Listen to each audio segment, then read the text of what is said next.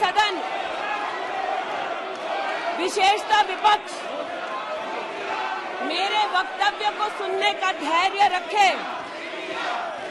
तो बहुत सारी चीजें उजागर हो सकती हैं। You are not India, for India is not corrupt. India believes in merit and not dynasty. And today of all the days, people like you need to remember what was told to the British: quit India, corruption quit India, dynasty quit India. Merit now finds place in India. अध्यक्ष महोदय, सबसे पहले आपकी पीठ पर, आपके आसन पर जिस प्रकार का आक्रामक बर्ताव आज देखा गया, उसका मैं खंडन करती हूं। पहली बार राष्ट्र के इतिहास में भारत मां की हत्या की बात की और कांग्रेस पार्टी यहां पर तालियां बजाती रही। जो भारत की हत्या की बात पर कांग्रेस पार्टी ने ताली पीटी आज इस सदन में, इस बात का संकेत पूरे देश को दिया कि मन में गद्दारी किसकी है। मैं आज हिंदुस्तानी होने के नाते कहती हूं, मणिपुर खंडित नहीं है, विभाजित नहीं है, मेरे देश का अंग है। मैं इनसे पूछती हूं, इन्हीं की अलायंस के एक सदस्य बैठे हैं जिन्होंने तमिलनाडु में कहा कि भारत का मतलब मात्र उत्तर भारत। अगर हिम्मत हो राहुल गांधी में तो आकर भारत के ऊपर इस प्रकार का कटाक्ष करने वाले डीएमके के अपने साथी का खंडन करके बताएं। कांग्रेस पार्टी के एक नेता ने कश्मीर में रेफरेंडम की बात की। अगर हिम्मत है गांधी खानदान में तो इस सदन में और इस देश को बताए कि कश्मीर को देश से हटाने की साजिश में कांग्रेस के उस नेता का वक्तव्य क्यों है। You are not India because you define corruption in India. You are not India because you define incompetence. You are not India. एक मिनट, माननीय सदस्य, ये तरीका ठीक नहीं है। सदन में नारेबाजी करना तरीका ठीक नहीं है। प्लीज माननीय सदस्य बैठिए, उनको अपनी बात कहने दीजिए। आपने अपनी बात कही है, यह तरीका ठीक नहीं है। नो गलत तरीका है आपका, नो गलत तरीका है आपका। स्मृति जी, पुनः कहती हूं अध्यक्ष महोदय, शायद अपने ही कोलाहल में सुन न पाए हो। मणिपुर हमारे देश का अभिन्न अंग है, खंडित न था, न है, न कभी होगा। इनके यूपीए के अलायंस के एक नेता ने तमिलनाडु में एक वक्तव्य दिया है।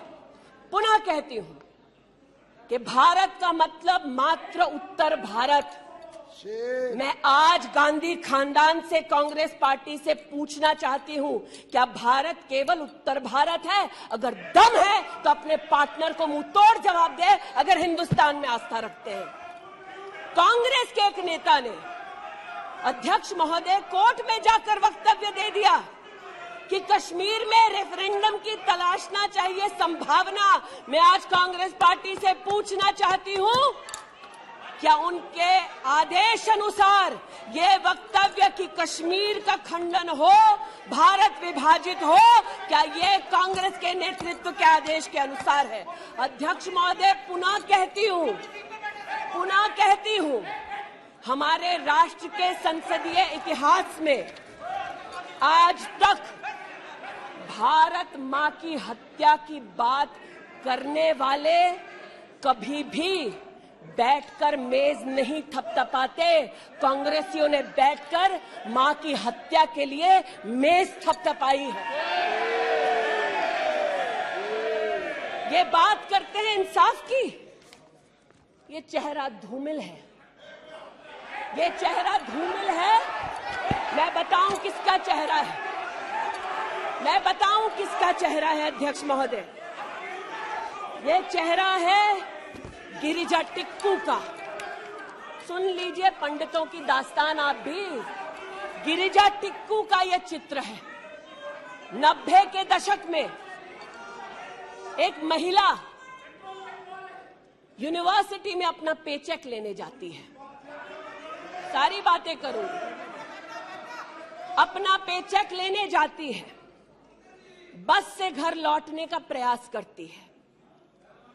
उसको 5 मर्द बस से खींचकर टैक्सी में ले जाते हैं, बलात्कार करते हैं और फिर आरी से उसका बदन काट देते हैं। जब गिरिजा टिक्कू के जीवन पर एक फिल्म में एक प्रति आया, मैं आज कहना चाहती हूं कि कांग्रेस के कुछ प्रवक्ताओं ने उसको प्रोपेगेंडा कहा। सरला भट्ट, आप नहीं चाहते कश्मीरी पंडितों की दास्तान कहीं सुनाई जाए, आप नहीं चाहते वो आइडेंटिफाई हो एज विक्टिम्स। सरला भट्ट मेडिकल स्टाफ थी। 90 के दशक में उसको उसके इंस्टीट्यूट से अगवा करके गैंग रेप किया गया और सड़क के किनारे रखा गया। आज मैं पूछना चाहती हूं कि एक तरफ इनकी अलायंस के लोग हिंदुस्तान को विभाजित करने की बात करते हैं, ये आज अपने आप को इंसाफ के पुजारी बताते हैं, लेकिन मुझे बताइए गिरिजा टिक्कू, सरला भट्ट को कब इंसाफ मिलेगा? हर गली हर मोहल्ले में एक स्लोगन गूंजता था पंडितों के बीच, रलियू सलियू गलीव। पुनः कहती हूं, रलियू सलियू गलीव। आप चिल्लाना बंद करें, समझे पहले। रलियू सलियू गलीव। या तो अपना धर्म बदलो या कश्मीर छोड़ो या यहीं मरो। उनकी आवाज भारत की आवाज नहीं है। उनकी आवाज को आपने कभी नहीं सुना। मैं आज कहती हूं, इन्होंने कहा अश्रु बहाए, भ्रमण किया 84 के दौरान में। मुझ जैसे कई लोग देश की राजधानी में थे और किसी का वक्तव्य ना सुने अध्यक्ष जी। एक पत्रकार है प्रणय गुप्ता, उन्होंने लिखा कि सिख बच्चों को कैस्ट्रेट करके उनके अंगों को उनकी मां के मुंह में ठूसा गया।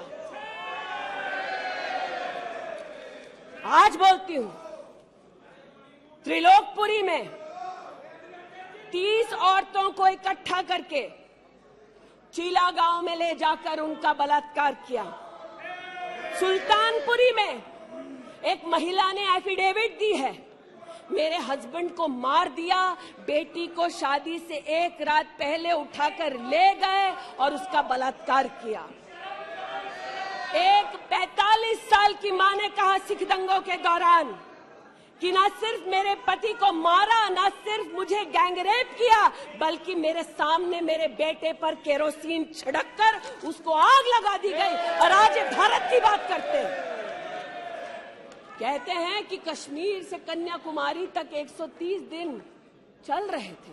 मैं जोड़ों के दर्द पर भाषण नहीं दूंगी अध्यक्ष महोदय, लेकिन इतना जरूर कहूंगी कि जिन वादियों को हिंदुस्तान ने खून से सना देखा है, जिन वादियों में गोलियों की आवाजें हर दिन सुनाई देती थी, जब ये उन वादियों में गए तो जैसे कश्मीरी कहते हैं शीन जंग कर रहे थे, बर्फ के गोलों के साथ अपने के किसी परिजन के साथ खेल रहे थे। अध्यक्ष महोदय, ये तब संभव हुआ जब प्रधानमंत्री मोदी ने धारा 370 हटाई।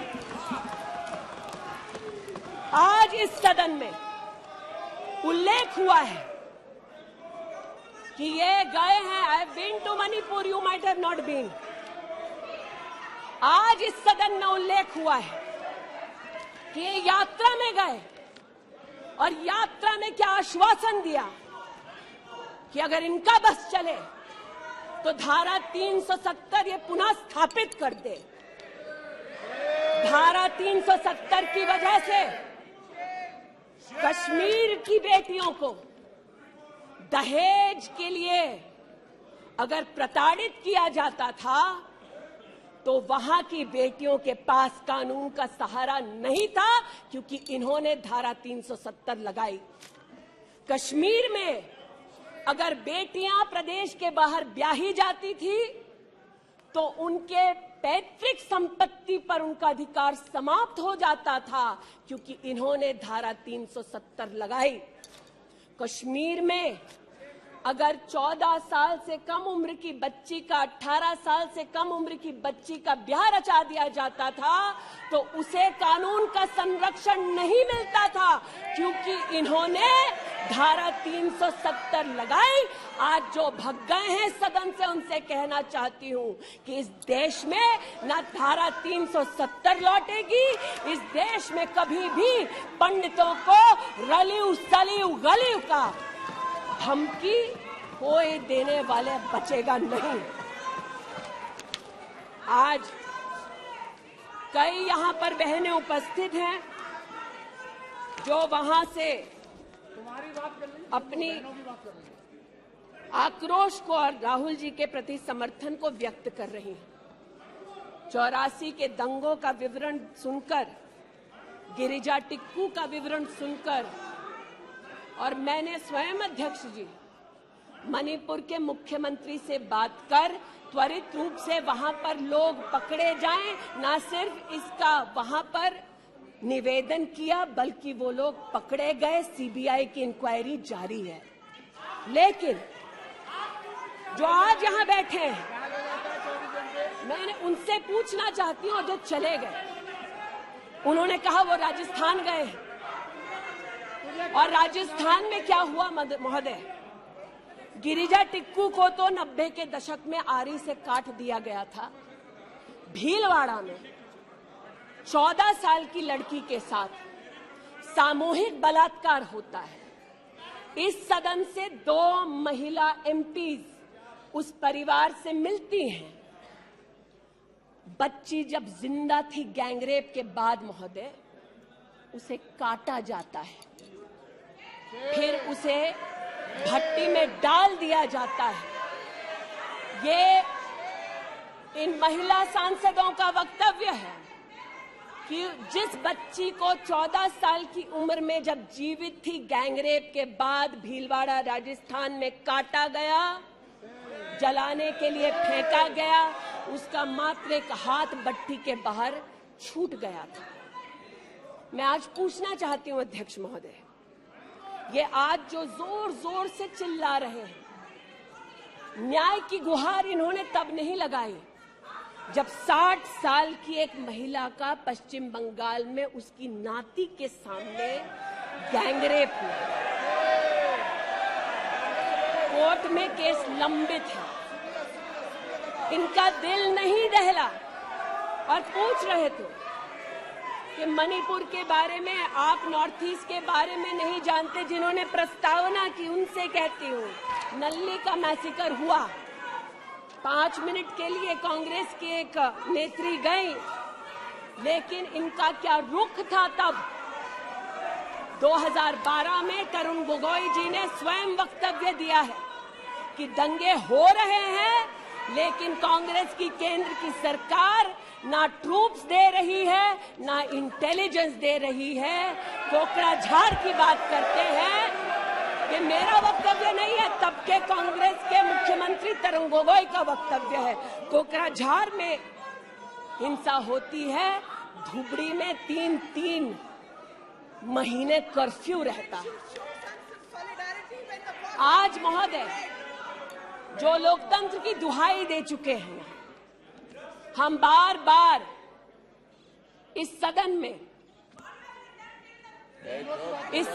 बार बार इमरजेंसी की गाथा को याद करते हैं। इस सदन में हम लोग बार बार उन नेताओं को उन सामाजिक संस्थाओं को, उन मीडिया के बंधुओं को, उनकी प्रिंटिंग प्रेस कैसे जबरन बंद कर गई, उसको, इस पर विस्तृत चर्चा होती है। लेकिन इमरजेंसी के कालखंड में साधारण महिला का इन्होंने, कांग्रेस पार्टी ने क्या हश्र किया। स्नेहलता रेड्डी की आज बात करना जरूरी है। बेंगलुरु की जेल में बंद किया गया, और इसलिए बंद किया गया क्योंकि वो सोशलिस्ट थी, भाजपाई नहीं थी, सोशलिस्ट थी। और जब बंद किया 2 मई 1976 को, तब उन्होंने अपनी प्रिजनर्स डायरी में लिखा, और मैं कोट कर रही हूं, जो पब्लिकली अवेलेबल है।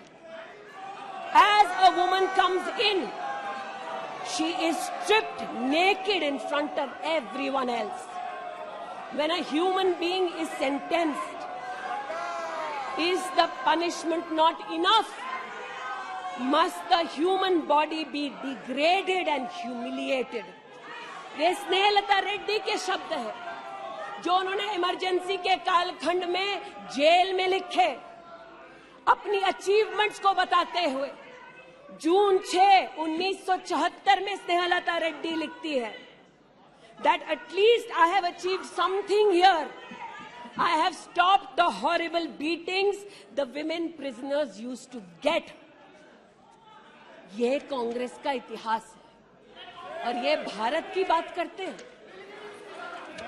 अस्थमा की पेशेंट थी ये महिला, जेपी जी को तो डायलिसिस ना करने दिया, एस्थमा की इस पेशेंट को दवा नहीं लेने दी। वो 2 बार एस्थमेटिक कोमा में गई, और एस्थमेटिक कोमा में जाते जाते जब उनकी हालत बिगड़ी तो पैरोल पर उनको 15 जनवरी 77 में छोड़ा। चार्जशीट में इस औरत का नाम नहीं था, और 5 दिन बाद उनका देहांत हो गया। इनका इतिहास खून से सना है, और जिनकी हत्या हुई, आज वो इनको कटघरे में नहीं ला सकते, इसलिए आज इस सदन में मैं उनका नाम ले रही हूं, उनके बारे में बोल रही हूं। चाहते हैं कि मणिपुर पे चर्चा हो, मणिपुर पे चर्चा करने के लिए बार बार पार्लियामेंट्री अफेयर्स मंत्री ने गुहार लगाई, बार बार देश के गृह मंत्री ने कहा, हमारे श्रद्धेय राजनाथ जी ने भी कहा कि आप मणिपुर पे सदन पर चर्चा कीजिए, हम चर्चा के लिए तैयार हैं, भागे ये, हम नहीं, भागे ये और हम नहीं। और भागने के पीछे कारण क्या? क्योंकि गृह मंत्री जब बोलने लगेंगे, परतें जब खुलने लगेंगी, तब ये मौन साध लेंगे। मौन मुद्रा का उल्लेख हुआ था, मौन थे ये लोग कई चीजों पर, और आज भी हैं। अध्यक्ष महोदय, मेरे हाथ में केपीएमजी की एक रिपोर्ट है जो इनके कार्यकाल से संबंधित है, जो कहता है कि करप्शन की वजह से यूपीए की कार्यकाल में हमारे देश की जीडीपी की ग्रोथ को 9% का नेगेटिव इम्पैक्ट होगा। ये अंतर्राष्ट्रीय एजेंसीज बोल रही थी, लेकिन ये चुप थे, आज भी चुप हैं। जो लोग जीरो लॉस थियरी सिखाते थे, आज उसी कांग्रेस के एक नेता को कोयला घोटाले के लिए सजा हुई है, और वो चुप है। लेकिन चुप और बहुत सारी चीजों में रहे महोदय। 2005-06 में यूपीए की सरकार को यह ज्ञात हो गया था कि खुले में शौच करने की वजह से महिलाओं का बलात्कार हो रहा है। 2005-06 में इनको पता था, ये सरकारी सर्वे में ज्ञात हुआ है, लेकिन ये चुप थे। 2010 में वर्ल्ड बैंक की रिपोर्ट ने कहा, इनकी तब सरकार थी, कि स्वच्छता न होने की वजह से देश की जीडीपी पर 6.4 का नेगेटिव इंपैक्ट है, ये चुप रहे। महिला का बलात्कार खुले में शौच में हो रहा था, इनको पता था, ये चुप रहे।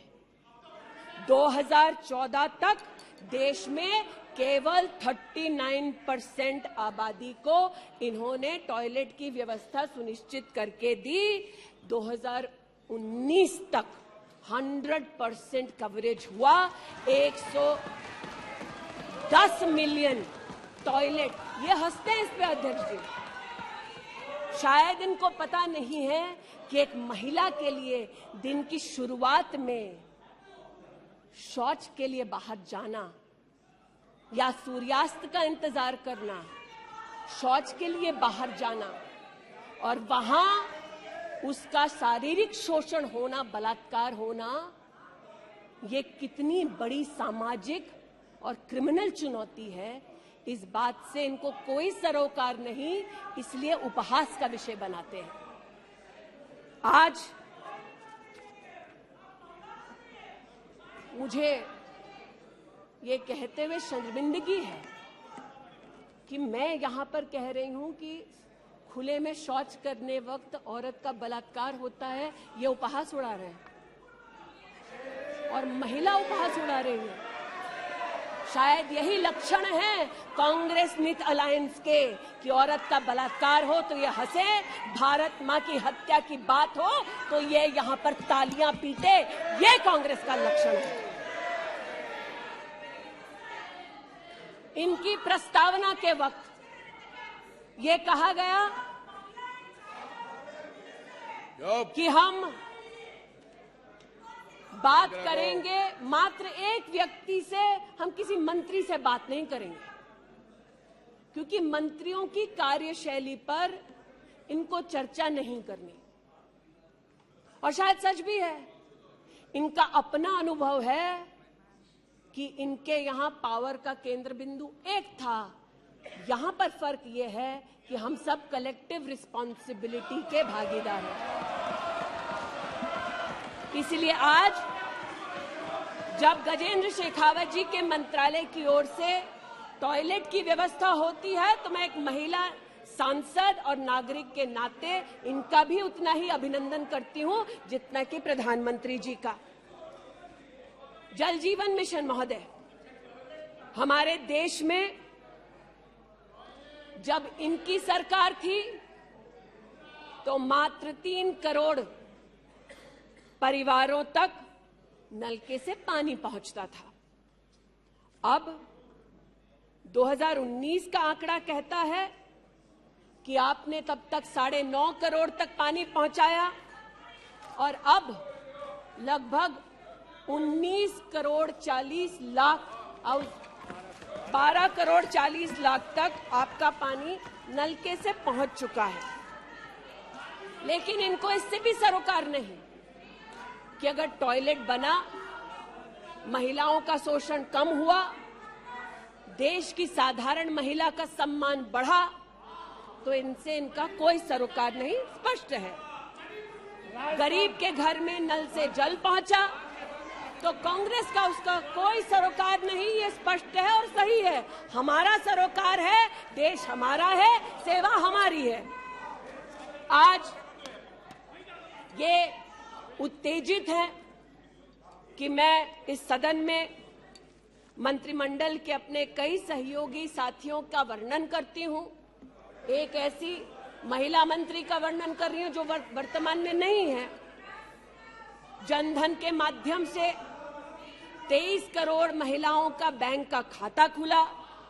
ये इनके लिए कोई मान्यता नहीं रखता, ये मुझे स्वीकार है, ये हमारे लिए अहम है। मुद्रा के माध्यम से 40 करोड़ लोगों को जो जीवन में कभी व्यवसाय नहीं कर पाते थे, जिनके पास कांग्रेस की पर्सनल डायलिंग मशीन नहीं थी, उनको मुद्रा का लोन मिला। 27 करोड़ लोन महिलाओं को दिए गए। महिलाओं को अपना व्यवसाय शुरू करने के लिए 23 लाख करोड़ रुपया सैंक्शन किया गया मुद्रा के माध्यम से। इनका उससे कोई सरोकार नहीं। 8 करोड़ नौजवान हमारे राष्ट्र के इतिहास में फर्स्ट टाइम एंटरप्रेन्योर्स बने, इनका उससे कोई सरोकार नहीं। 1,80,000 अकाउंट्स में स्टैंड अप इंडिया का 40,000 करोड़ का पैसा दिया गया। 80% महिलाएं। एक मिनट प्लीज, क्या तरीका है? वह अपनी बात करिए, तथ्यों के आधार पर करिए। आपको खंडन करना है तो आप बोलना, जब तथ्यों के आधार पर करना गलत बात है। नो गलत। माननीय मंत्री जी,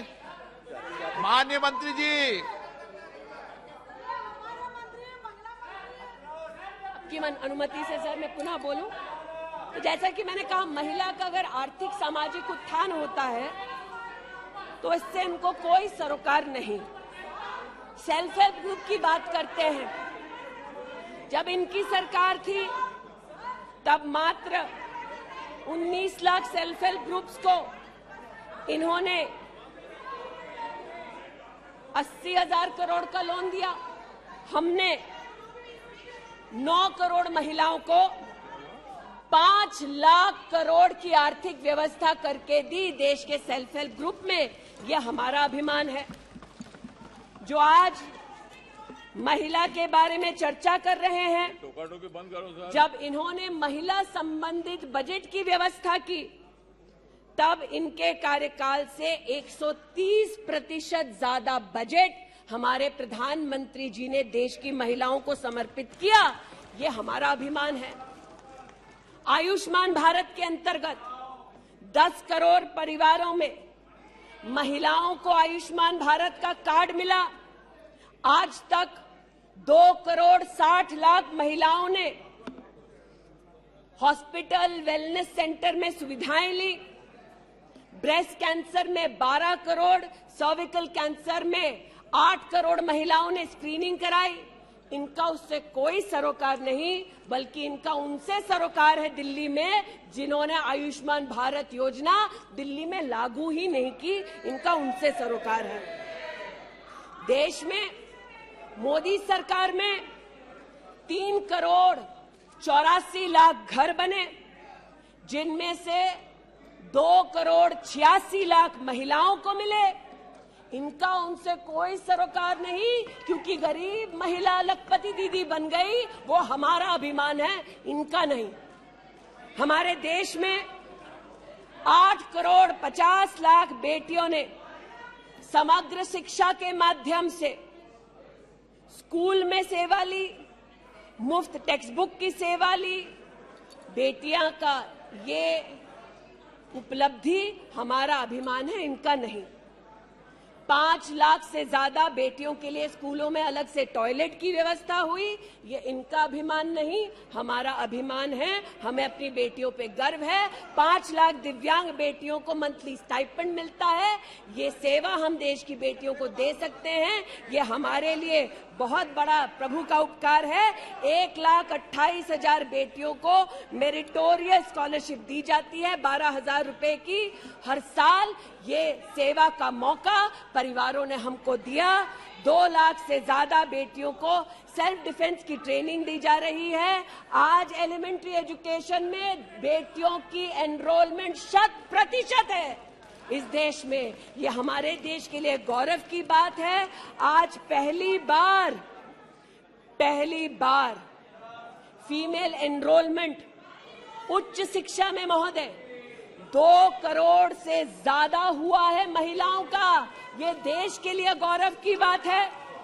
आज दलित बेटियों का एनरोलमेंट बढ़ा है 38%। दलित बेटियों का उल्लेख करती हूँ, ये चिल्लाते हैं इनको दलित बेटियों से सरोकार नहीं, हमको है। ये हमारे लिए गर्व की बात है। आदिवासी बच्चे, लड़कियां 63% उनका एनरोलमेंट बढ़ा महोदय। आदिवासी बच्चों के साथ इनका कोई सरोकार नहीं। आदिवासी बेटियों ने हमारे प्रधानमंत्री को सेवा का मौका दिया। ये हमारे लिए प्रभु की असीम कृपा है।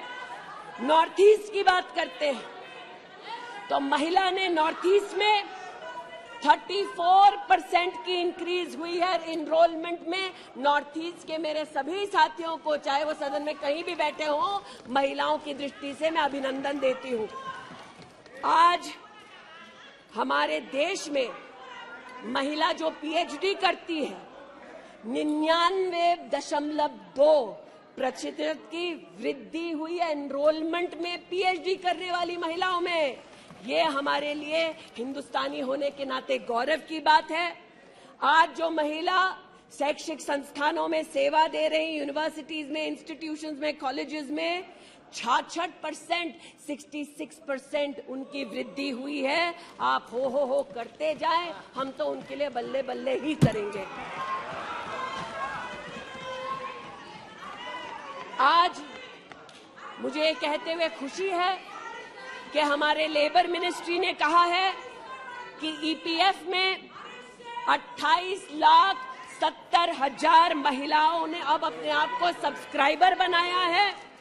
आज 2017 से लेकर 22 तक लगभग 1400 महिला साइंटिस्ट को भारत सरकार की विविध स्कीम्स के अंतर्गत सहयोग मिला है। आज महिलाओं को मैटरनिटी लीव में 26 हफ्ते की पेड मैटरनिटी लीव मोदी सरकार ने सुनिश्चित की है।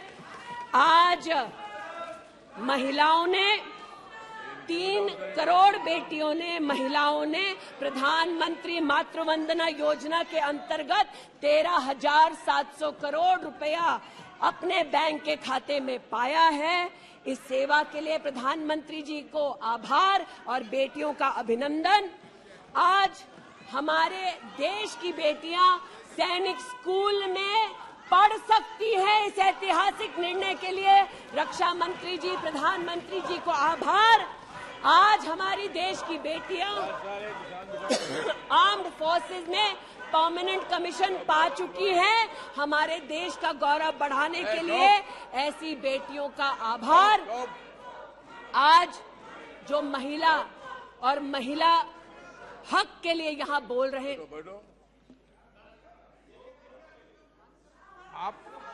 आप विषय पे बोल रही हैं और अविश्वास प्रस्ताव पे सब विषय पर बोल सकते हैं।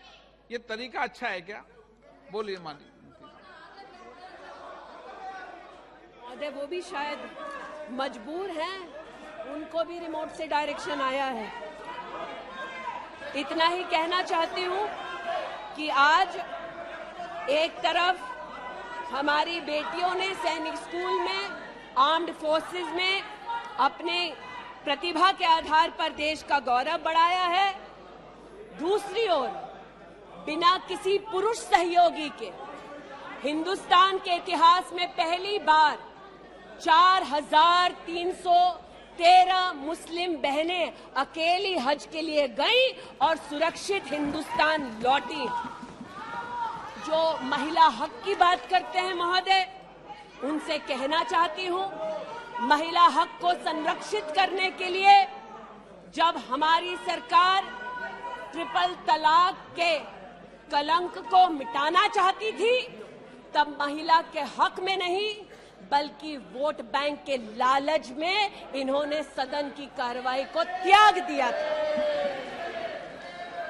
आज जब ये महिला सुरक्षा की बात करते हैं महोदय, तो ये कहना उचित होगा कि एक तरफ निर्भया फंड की रचना की घोषणा करते हैं 13 में, एक काम निर्भया फंड में नहीं करते, लेकिन जो निर्भया के बलात्कारी हैं उनको कांग्रेस नित अलायंस के लोग बलात्कारी के हाथ में 10,000 रुपए और एक सिलाई की मशीन देते हैं। आज हमें इस बात का गौरव है कि देश में 42 प्रोजेक्ट्स 5,000 करोड़ की लगभग लागत से भारत सरकार के सौजन्य से बन रहे हैं। जो महिला सुरक्षा के लिए ये न कर पाए, वो आज प्रधानमंत्री मोदी कर रहे हैं। आज integrated emergency response management system के अंतर्गत देश के 983 रेलवे स्टेशन पर महिला पैसेंजर्स के लिए 2400 घंटे सुरक्षा का प्रावधान किया गया। आज कोंकण में वीडियो सर्वेलेंस सिस्टम की विशेष व्यवस्था महिला संरक्षण और महिला सुरक्षा के लिए की गई। आज चूंकि रेल मंत्री बैठे हैं, आर्टिफिशियल इंटेलिजेंस के आधार पर facial recognition system, integrated surveillance system, ये सब भारत सरकार के सौजन्य से महिला सुरक्षा के लिए प्रधानमंत्री मोदी ने सुनिश्चित की। एक बात पर मैं आपत्ति अभी दर्ज करती हूं अध्यक्ष जी, कि जिनको आज मुझसे पहले वक्तव्य देने का अधिकार दिया गया, उन्होंने जाते जाते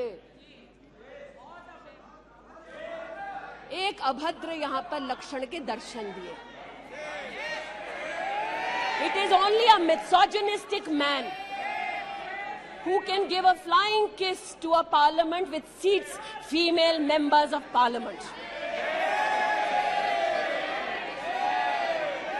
ऐसी गरिमा विहीन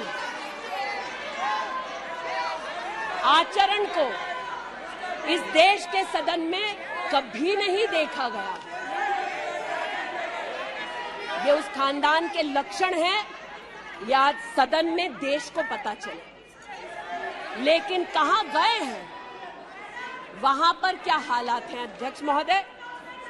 गोद भराई के नाम पर राजस्थान में भास्कर ने लिखा है कि राजस्थान की कांग्रेस की सरकार जेब भराई कर रही है।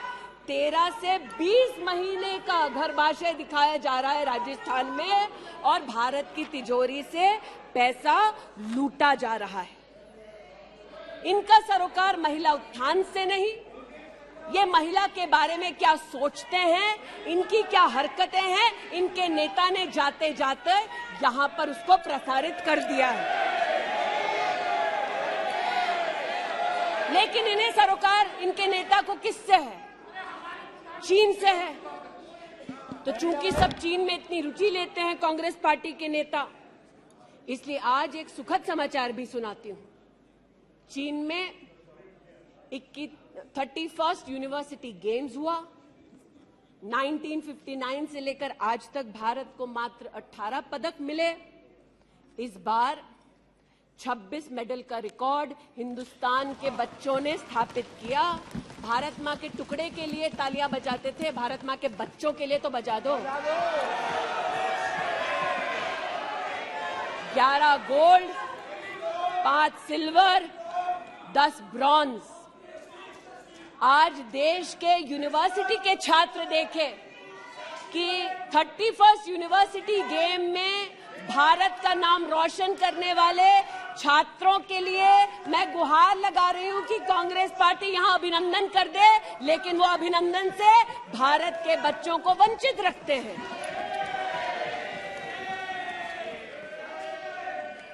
बात अभिनंदन की निकली तो एक वो भी थे जिन्होंने आसमान चीरा और दुश्मन को मुंहतोड़ जवाब दिया।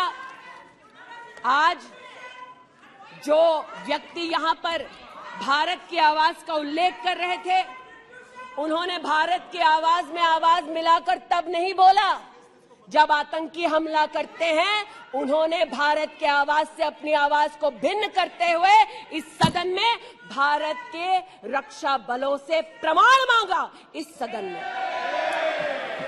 लेकिन प्रमाण क्यों मांगा? क्योंकि कुछ लोगों ने कहा होगा। और प्रमाण मांगने का क्या सलीका है, ये मीडिया के मित्रों के माध्यम से आया है ध्यान में देश के। न्यूज क्लिक की आज बात करना थोड़ा मैं जरूरी समझती हूं। न्यूज क्लिक, नेवल सिंघम कुछ पत्रकारों को हिंदुस्तान में लिखते हैं कि किस प्रकार से हिंदुस्तान के खिलाफ न्यूज सर्कुलेट होनी चाहिए, कैसे चाइना के समर्थन में अलग अलग आर्टिकल लिखने चाहिए और इसे एक बार छपवा दो तो ट्राई कॉन्टिनेंटल पब्लिकेशन इसको इकट्ठा करके फिर काम आगे बढ़ाएगा। मेरे एक पार्लियामेंट्री सहयोगी निशिकांत जी ने इस पर जब विषय उठाया तो मैं स्तब्ध हूं कि कांग्रेस पार्टी ने डिमांड नहीं की कि अगर कोई बाहरी ताकत का पैसा लेकर हिंदुस्तान में व्यवस्थाओं को भंग करना चाहता है, हिंदुस्तान को कलंकित करना चाहता है तो उस पर कार्रवाई करो। ऐसा कांग्रेस का पक्ष नहीं था। कांग्रेस ने पक्ष ये लिया कि जो निशिकांत दुबे के मुंह से शब्द निकले हैं उनको एक्सपंज कर दीजिए। लेकिन ये जो ट्राई कॉन्टिनेंटल पब्लिकेशन है महोदय, जिसके बारे में ना आप ईडी को माने, न्यूयॉर्क टाइम्स को माने, वो ट्राई कॉन्टिनेंटल पब्लिकेशन के जो मुख्य रिसर्चर हैं उनके वक्तव्य को कांग्रेस पार्टी अपने ऑफिशियल फेसबुक पर क्यों डालती है, ये मैं पूछना चाहती हूं। जो जानबूझकर भारत के किसानों के हितों के खिलाफ बोलते हैं, उनका वक्तव्य ट्राई कॉन्टिनेंटल पब्लिकेशन वालों का जो सीनियर फेलो या रिसर्चर है उसका वक्तव्य कांग्रेस, नेशनल कांग्रेस के फेसबुक पर 19 अप्रैल 2019 को क्यों पब्लिश होता है, ये थोड़ा बहुत शोध का विषय है, ये थोड़ा बहुत चर्चा का विषय है। आज मैं ये कहना चाहती हूं कि जब प्रस्तावना हुई, मैं तो प्रस्तावना के विरुद्ध खड़ी हूं। मैं नरेंद्र मोदी जी के नेतृत्व पर राष्ट्र के सभी नागरिकों के साथ पुनः विश्वास दर्शाते हुए अपना वक्तव्य देती हूं। लेकिन राहुल जी ने किस पर विश्वास जताया? राहुल जी ने विश्वास जताया मुस्लिम लीग पर। कहा सेक्युलर पार्टी है। शायद राहुल जी ने ना पढ़ा हो कि 80 के दशक में मुरादाबाद में 83 लोगों को मारने वाली मुस्लिम लीग, राहुल जी को बताना पड़ेगा सेक्युलर कैसे हुई। राहुल जी को आज जवाब देना होगा कि वो राष्ट्रभक्ति की बात करते हैं तो क्या जेएनयू में जाकर जब भारत तेरे टुकड़े होंगे का नारा दे रहे थे वो राहुल गांधी की देशभक्ति थी? राहुल गांधी को आज जवाब देना होगा, है तो नहीं। उनको आज जवाब देना होगा। जिस अफजल गुरु ने इस संसद पर हमला किया, उस अफजल गुरु के संरक्षक समर्थक को कांग्रेस पार्टी ने अपने पार्टी का नेता बना दिया, जिसने कहा यह राहुल गांधी की देशभक्ति है। राहुल गांधी की देशभक्ति आज बताती हूं।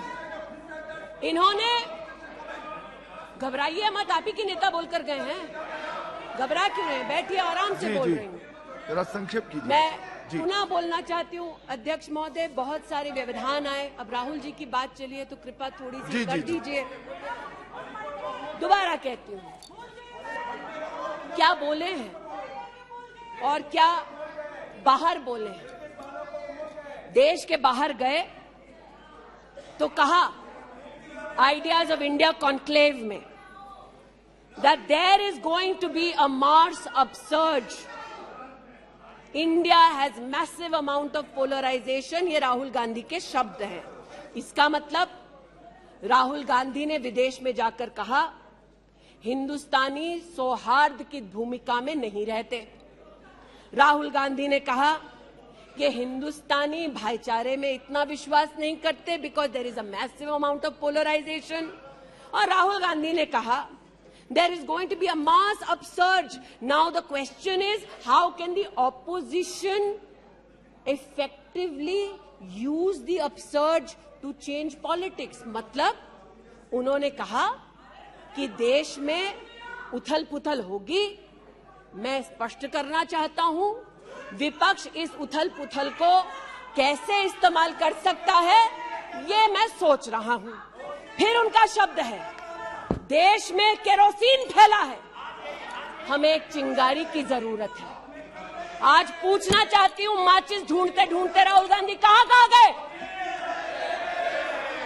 अमेरिका गए, तंजीम अंसारी के साथ, जो पाकिस्तानी इमाम जावेद अहमद के साथ ताल्लुक रखते हैं, अमेरिका में अपने कार्यक्रमों को उनके साथ करवाया। राहुल गांधी, मिन्हाज खान, जो हिंदुस्तान के खिलाफ आवाज बुलंद करते हैं, उनके साथ उन्होंने मीटिंग की। आज जो लोग इस देश में एस्पियोनाज के लिए पकड़े जाते हैं, उनका राहुल गांधी ने जाकर विदेश में समर्थन किया। वे तब से अडानी अडानी कर रहे हैं, तो अब थोड़ा मैं भी बोल दूं। फोटो मेरे पास भी है। इतना ही खराब है तो जीजा जी उसके साथ क्या कर रहे हैं? तो निशिकांत जी सही कहा, किसी को सेट करो, किसी को भेंट करो। पूछना चाहती हूं, 1993 में मुंद्रा पोर्ट में कांग्रेस की सरकार ने अडानी को जगह दी। तब प्रधानमंत्री कौन थे? कांग्रेस के थे। वित्त मंत्री कौन थे? मनमोहन सिंह थे। अडानी बोल रही हूं। यूपीए के कार्यकाल में अडानी को इन्होंने 72,000 करोड़ का लोन दे दिया। क्यों दिया? राजस्थान में 60,000 करोड़ से ज्यादा का समझौता कर लिया गहलोत जी के साथ। 20,000 एकड़ जमीन ले ली। क्यों किया? केरल में कांग्रेस की यूडीएफ सरकार के साथ पोर्ट का काम क्यों दिया? महाराष्ट्र में जब कांग्रेस के पास सत्ता थी, तो फिर कांग्रेस ने अडानी को पोर्ट का काम क्यों दिया? बंगाल में हल्दिया पोर्ट का काम अडानी को क्यों दिया? छत्तीसगढ़ में कांग्रेस पार्टी ने अडानी को काम आदिवासियों ने मना किया, फिर भी क्यों दिया? अब इसमें बेटा कितना सेट होगा, दामाद को कितना भेंट होगा, हम क्या जाने। लेकिन आज अरे दामाद का मामला है, बैठ जा भाई। दामाद आपका नहीं है, जिनका है वो नहीं चिल्ला रहे, आप क्यों चिल्ला रहे? बैठ जाइए भाई। जिसका है दामाद वो नहीं चिल्ला रहे, आप क्यों चिल्ला रहे? बैठिए। अरे बैठ जाइए, बैठ जाइए, बैठ जाइए, बैठ जाइए, बैठ जाइए। कोयले घोटाले में पकड़े गए, 2G में भी पकड़े जाएंगे। बैठ जाइए प्लीज। आप बताइए, इस पूरी बला की जड़ महोदय, पूरी बला की जड़ परिवारवाद में, और परिवारवाद की राजनीति की जड़ कांग्रेस पार्टी में है। इनके अलायंस के लोग चारा खाते हैं, ये उनके घर मटन खाने चले जाते हैं। इनके अलायंस के लोग रेल की नौकरी के लिए गरीब की जमीन खाते हैं, जाके वो उन्हीं लोगों को गले लगाते हैं।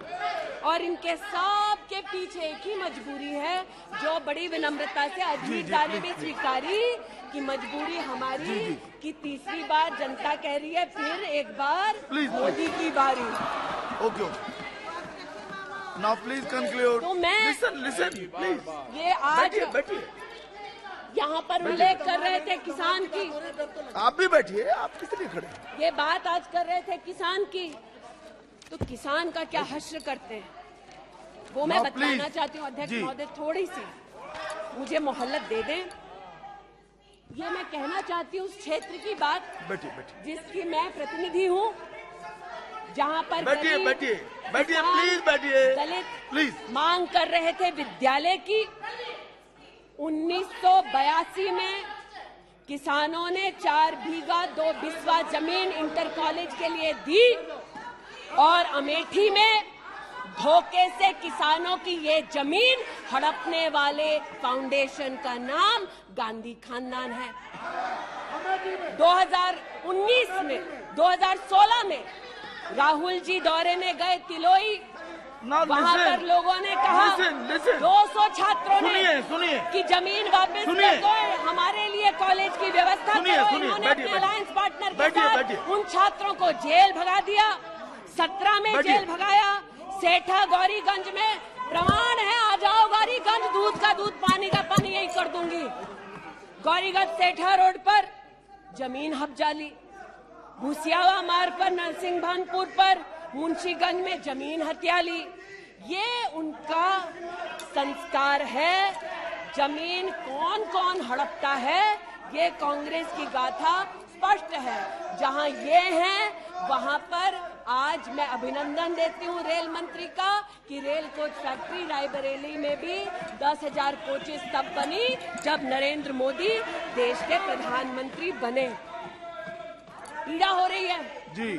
मैं बस इतना बताना चाहती हूँ कि आज जो किसानों का दम भरते हैं, बालियान साहब शायद यहाँ नहीं है, मैं अमेठी के किसानों की ओर से विशेष बालियान साहब आपको नतमस्तक होकर आभार व्यक्त करती हूँ। राष्ट्र के इतिहास में पहली बार अमेठी में खाद की रैक उतरी जब मोदी आए।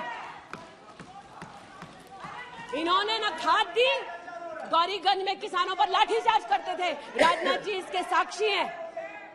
इन्होंने 80% लोगों के पास अमेठी में, जहां 5 दशक इन्होंने राज किया, 80% लोगों को शौचालय नहीं दिया, 60% लोगों के घर में बिजली नहीं दी।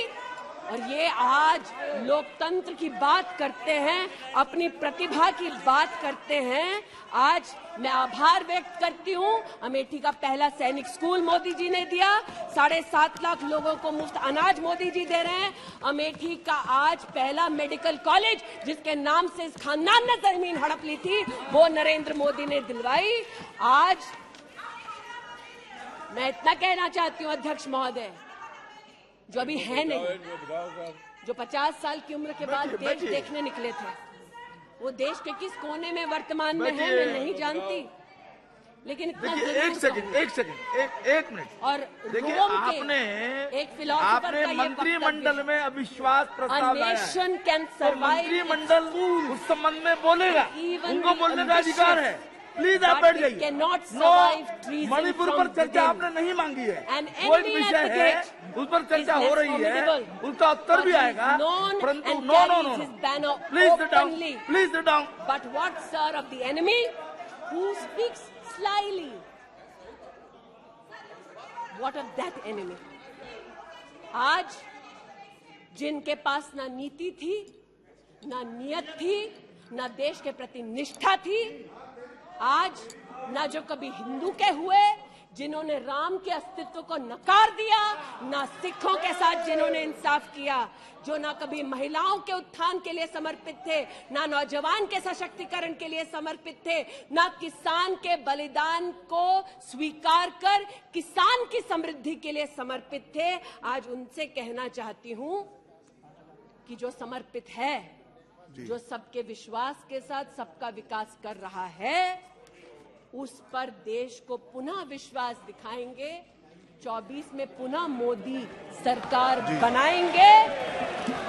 इस अविश्वास प्रस्ताव का मैं निषेध करती हूं और भारत मां का जयकारा लगाते हुए जो भारत मां की हत्या की बात कर रहे थे महोदय, उनसे कहना चाहती हूं, अंग्रेज आए चले गए, मुगलिया सल्तनत आई खत्म हो गई, हिंदुस्तान आज भी है और आगे भी रहेगा।